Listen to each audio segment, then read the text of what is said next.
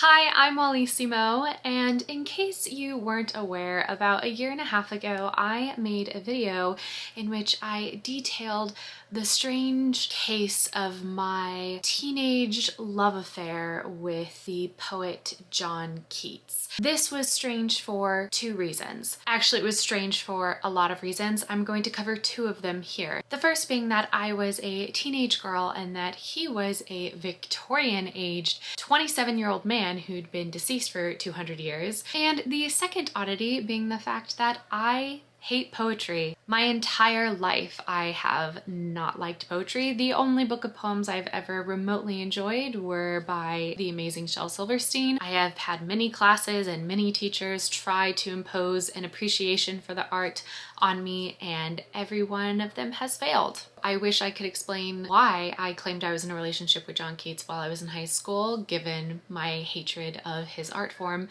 but I have no explanation other than the video I made last year. I invite you to go and watch it if you wish to gain some form of insight, though I'll warn you now, you're probably just going to be more confused. Anyway, all of that was preface for me setting up the fact that last May I decluttered my room once again, something I've talked about a million times, and I discovered this. Oh, the ring light is making it hard to read. It says, Miss Davis's 5th grade poems. My entire class wrote some poetry and we combined them into a book of poems. I find it very interesting that this is something that I have, because if I really look back and think on it, I had my very first novel idea when I was in the 4th grade and I wrote a couple chapters of it, but it never really took off. These poems, however many are in here that are mine, it's probably just one, are probably some of the very first writing I ever actually did in my life. So I think it's gonna be nice to go back and reflect. Am I using this video concept as a stalling tactic to not have to update you about how my writing in Project HR is going? Maybe. Am I using it as a stalling tactic to not have to update you about my thoughts and emotions over having This Book is for October off to beta readers right now? Yes, but it feels relevant. So this is what we're doing today. All right, my first thoughts are the cover review. I love it. I love the little flare. I love the sun, or maybe the flower. Maybe it's both. Maybe it's a sunflower. Although we do have a sun down here, so maybe this is just a flower. I'm loving these little swirly loop-de-loops. I love the boxed letters. It's a very dynamic cover. I'm going to read the letter that the teacher wrote at the start of this book. It's dated January 2005. The poems in this collection were written by students at the name of my middle school in my 5th grade language arts classes during the fall of 2004. Every poem submitted to me has been included in this book. Some poems have been typed to make them easier to read and to give the book fewer pages, but the words and illustrations are all of those of my amazing students. I've organized the collection into 5 thematic sections: people poems, action poems, nature poems, funny poems, and those that defy description. Okay, all of them are worth reading, and some of them would not be out of place in a collection of professional poets' work. I dedicate this book to all my wonderful, crazy, delightful, maddening students.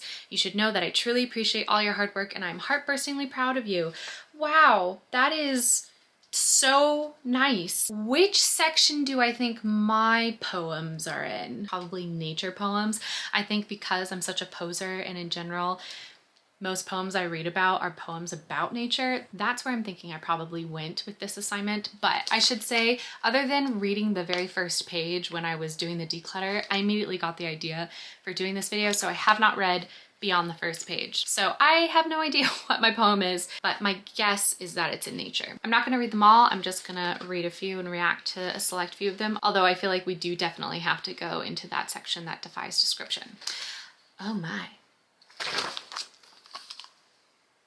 Look at this illustration. Whoa. It's like, it could be a person, but it's also very abstract. Like, there are some eyes there. This could be like a nose or a mouth and some ears, and then hair, but I don't know.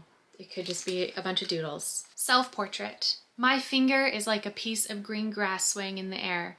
My eyes are like brown footballs. My ears, oh my gosh! I was right, this is a picture of someone. Okay, sorry, I'm gonna be reading the poem and you guys can look at the portrait. My finger is like a piece of green grass swaying in the air. My eyes are like brown footballs. My ears are lined up question marks. My foot is like a wheel when the car is moving. My heart holds vessels with love and care that is round as a giant ball. I live in the paintings and eat the landscapes. The choice of objects for the descriptions were so interesting. I loved it. Oh, okay, we have a cross, or I forget what kind of poem this is called, but it's the one where they make a poem out of their name. I'm hiding her full name, but her first name was Christina, and she says, creative with a touch of uniqueness, running all the time. I heart dogs, and it's an actual heart. We have to appreciate that. Smart, talented at art. I heart monkeys. Nice, always there for her friends. And that's Christina. That's so cute. I love that both of the eyes were specifically a type of animal that Christina loved, as opposed to writing intelligent or imaginative. I just appreciate that she needed to include her favorite animals. Okay, this is I Am by a student named Sarah. I am an eating machine who loves bacon.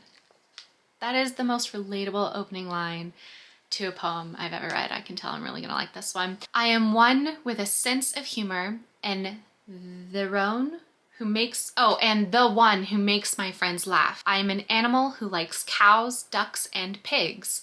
I am the one who likes to sleep.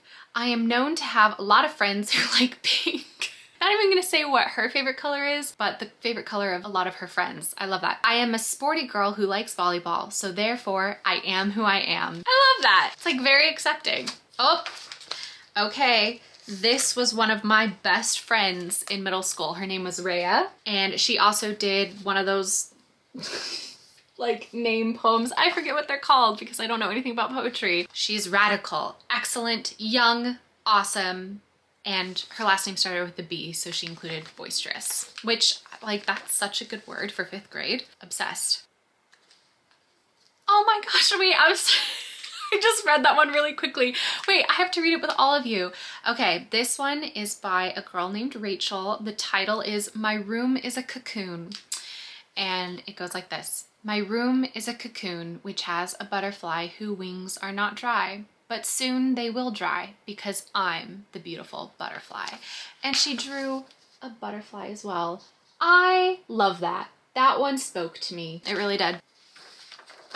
Okay, I'm sorry. I am like reacting to these. I'm like reading them and then reacting to them. You have to read this one. My family. I love my family. They are so nice. They treat me good on ice. I want to know what that means. I love my sister. She is the coolest. She is the game duelist. That rhyme was amazing. I love my brother. He is so cute. I love him when he toots. And that was by the amazing Gabrielle. Oh, someone wrote a poem about the teacher. I feel like that's a little bit of a brown noser move, but it's okay. We're moving into the action poem section. All right, this is by a girl named Susanna who has drawn us a picture of rollerblades. Look at that. And the title is, or maybe just, this is how it starts. Rollerblading, smooth excitement, rolling, sailing, flying, wheels spinning with happiness, freedom. I love that actually, that's awesome. This one is called Hot Shot. There's no name, so we're gonna assume it's by anonymous. He shoots the shot. He's really hot. The shot goes in, he's high scoring, like Michael J. He makes the play, goes for the dunk, swoosh, slam, kerplunk. Like Larry Bird, he keeps his word. When on the floor, he makes the score. That one, just from a reading aloud perspective, was fun. I didn't understand some of the references because, you know, I don't watch a ton of sports, but I liked it. Okay, a lot of these are about sports, and I gotta say, I don't really care. All right, we're in the nature poem section. This is the section I believe my poem will be in, but we shall see. Spring, sun peaked, trough the clouds. I think it's meant to say through the clouds. Flowers smiled at the sun. Spring has now begun. Very pretty illustration. And, oh, I see mine. I see mine. Hold on. You can see Wallace right there. All right, let's read this. Here we go. This is the most important part. It's called The Creek. Interesting. Gurgling, spurgling. I hate that word. Okay, right off the bat, I'm extremely displeased. Gurgling, spurgling, swimming around the debris of the fire. I'm sorry. Okay, I'm gonna try and get through this without, okay. Gurgling, spurgling, swimming around the debris of the fire. Just an old creek, you say? Well, it saved our lives just the other day. Wow, we love a good twist, but I'm gonna dock off major points for having just within 2 of the lines of this 4-lined poem, 10-Year-Old Wallace. Not appropriate. You could have had an editor go over that one, maybe with a bit of a comb. But yeah, wow, interesting. We love a little bit of, I'm on my high horse. You're underestimating this creek? Well, this creek saves lives. What do? You do nothing. This poem should have just been called the Poem of Judgment, not the creek. All right, this one is called Stormy Nights. There is a name up at the top, but I can't quite read it, but they have drawn us a picture of someone in bed and a lightning outside the window. On stormy nights, I can't get to sleep, so I try to count some sheep. But the thunder is loud and the lightning proud. I need to get some sleep. Why, I liked that one. The lightning proud. I love that as a visual. All right, this one is called Clouds in the Shape of a Mountain by Tiffany. Crowded in the clouds, the mountain shining brightly in the morning sky. And then there's a picture. I'm thinking maybe this is a haiku. I don't know for sure. Let's count the syllables.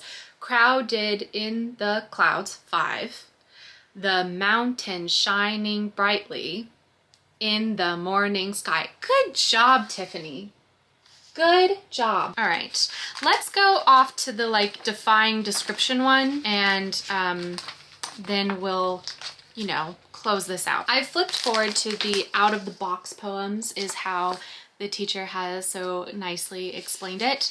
And we're just gonna see what's waiting for us in here. This one is called Clock by Rachel. Tick, tick, tick, the clock goes tick. Talk, talk, talk. The other clock was talk. There's a lot of clock in the world that goes tick, tock, clock.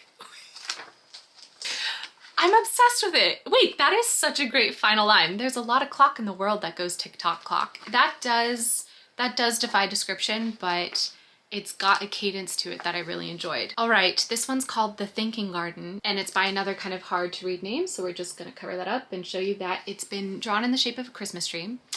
It's called The Thinking Garden. The thinking garden has a seat, a wonderful green long seat, where people go to meditate on things, many things, some of which are great and some not so great. But this seat is for ones who think differently of many things, to change the world as they seem to them to be spectacular things. I think I need to go to the thinking garden to think about this poem. Interesting. Oh, yes. I saw the first line of this, and this is the one we're gonna end on because I don't think we could get more iconic than this. Here we go. This one is by Lauren, and the title is Poetry. It says, poetry is boring. It left me snoring. I think it is dumb. I'd rather stare at my thumb. I guess it can be cool, even though I'd rather play pool. And there you go. There's a little cartoon pool table, and I believe somebody's sleeping because poetry is so boring. Despite the fact that poetry is boring, I agree. Hopefully this video was slightly entertaining for you. Thank you for indulging this. Once again, this was a video I meant to film about 2 months ago and only just now got around to it, so I hope you enjoyed. Theoretically, soon enough, I will again start talking about my actual writing process. This was just a nice little break from that. And theoretically, I'll have a video going out next Tuesday, but until then, go be happy. Oh, I just hit myself in the chin. Until then, go be happy, go be healthy, and go write. And write poetry if you must. Bye.